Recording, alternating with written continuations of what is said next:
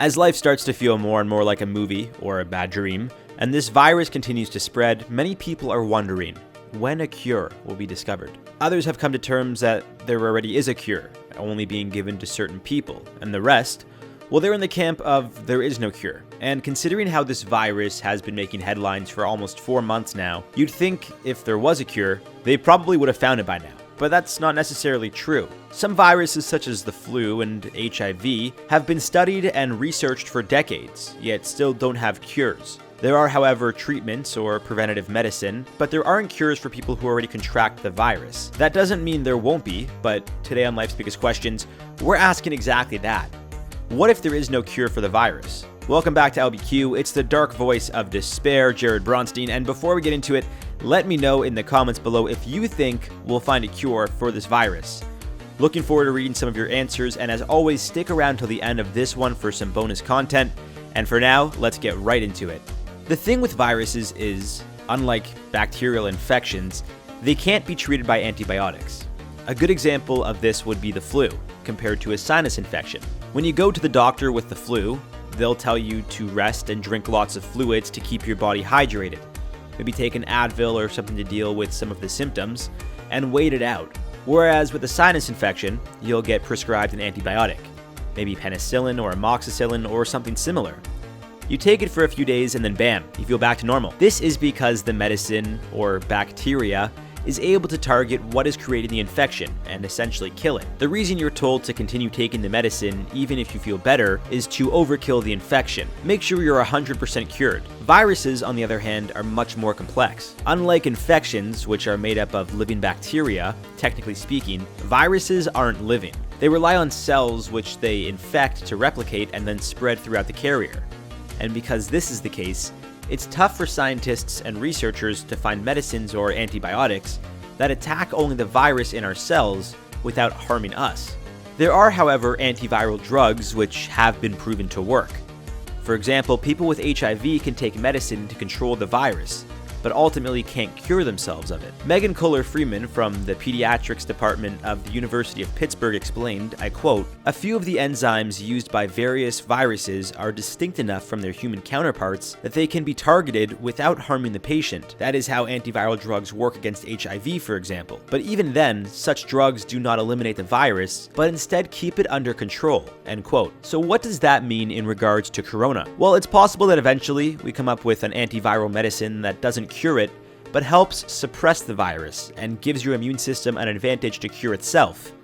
Unfortunately, it seems there isn't any cure for viruses as of now, and all we could do is try to alleviate the symptoms and make the infected as comfortable as possible while their body does all the work. Now, that doesn't necessarily mean there isn't a cure already. Preventative medicine in the form of a vaccine is currently being looked at. Although technically not a cure for the virus itself, if it prevents you from getting the virus in the first place, it's close enough in my books. Much like the flu shot, a vaccine for this new virus would be considered huge progress, especially given our current situation. Some vaccines contain killed viruses or proteins, while others may contain weakened forms of the virus. These weakened viruses aren't strong enough to cause infection or disease, but are still enough to help your body build up immunity. Basically, your body recognizes a foreign bacteria and does what it can to kill it. When it understands how to manage the infection, it lowers your chances of getting sick, because the next time your body comes into contact with the same bacteria, it knows how to kill it before the virus has a chance to grow. Some may think that's a cure, but in technical terms, it doesn't cure someone who contracts the virus, so it really isn't a cure. Others claim we do have a cure for the virus already, as we do with any virus we contract. Allow your body to do what it must to take care of itself. Strengthen your immune system.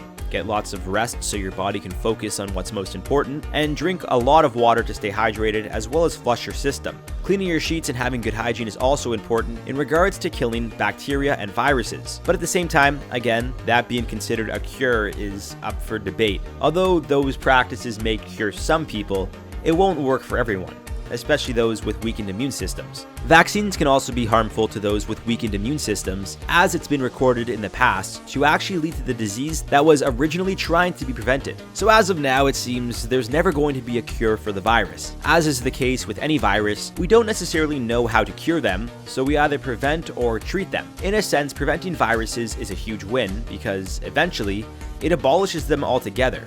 An example of this would be smallpox, which was, as per the World Health Organization, totally eradicated. Other viruses which are incredibly rare nowadays due to vaccines include tetanus, polio, and measles. Now, there is a lot of controversy over vaccines, even though science has proven a lot of the accusations, if not all of them, wrong. But still, people believe what they want to believe, and that's just the way of life.